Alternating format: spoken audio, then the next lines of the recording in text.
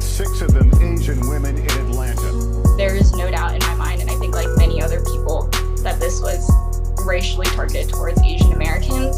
I knew something like this was going to happen eventually. I just remember crying myself to sleep that night, just trying to take the news in, basically. I literally pulled up Google Maps and saw that there were shootings just 5 minutes away from where I lived, and at spas that I was familiar with. I passed by a lot, going around in the area. It's no secret to anyone that during COVID, service workers and the women who had to work in the spa were already putting themselves on the line during a worldwide pandemic.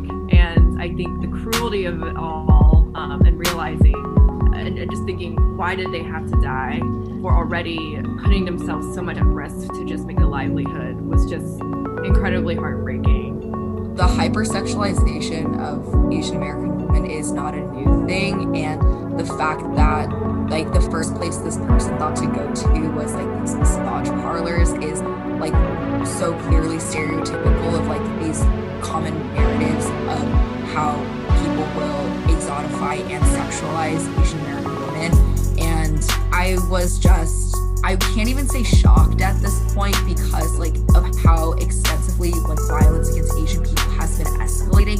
When COVID hit, especially, there was a lot of rhetoric around, the virus is from China, Asian Americans all carry this virus. Why do you keep calling this the Chinese virus? Why do you keep using this? A lot of people say it's racist. It's not racist at all, no, not at all. It comes from China. I think in my mind, there's no doubt that there is a racial motivation to it, because unfortunately, I think with these incidents, a lot of the times when it is maybe a white male shooter, they're so quick to find a justification outside of race. The suspect did take responsibility for the shootings. He claims that these, and as the chief said, this is still early, but he does claim that it was not racially motivated.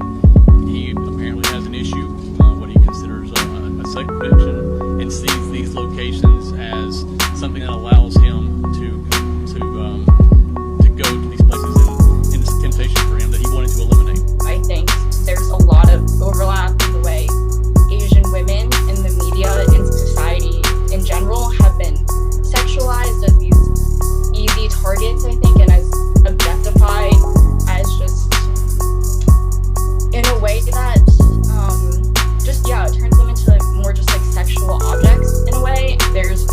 There's too much overlap between the two for race to not be a factor. The issue of there's no accountability for white male shooters that go out and commit these acts of violence. A lot of like rhetoric that the police put out was, he was just having a bad day and did this. He was pretty much fed up and kind of at the end of his rope, and yesterday was a really bad day for him, and this is what he did. And like, I just cannot fathom like who in having like the worst day of their lives, like going out and shooting people and committing these violence. I really just like can't wrap my mind around it.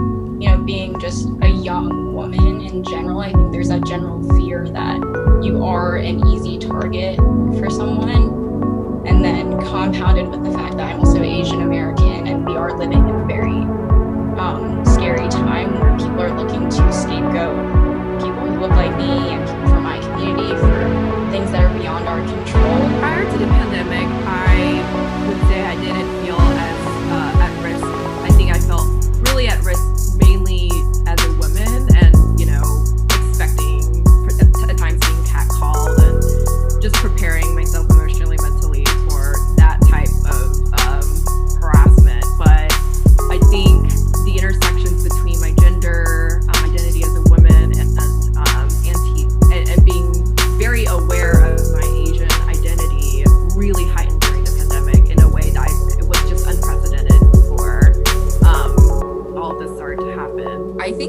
a fear that a lot of women just have being in public is like the fact that we can't actually be free and exist in our lives because we're constantly thinking about, you know, what could happen to us, like an empty parking lot, or if we're staying out too late at night, or even if we're just like wearing clothes we want to wear, you know, there's always the threat of violence. I would say like doesn't really faze me anymore because like this is the stuff that I'm like constantly afraid of. Just walking around is something I really enjoy, just to see what's going on. But I remember, you know, on Tuesday and yesterday, not even wanting to leave my home, really feeling very depressed, but also just unsafe. And this feeling, I think, definitely got exacerbated by the shootings and just how close they were to the neighborhood. I definitely say I've been trying to avoid going out more. I was honestly thinking like about like grocery shopping that I usually maybe do once a week, and I was thinking maybe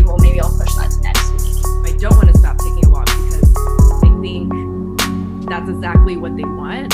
I think they want community members and Asian American women like myself to be scared, and I'm trying to balance not having my joy be taken away and my livelihood of just existing be compromised, or the fear of fearing for my own.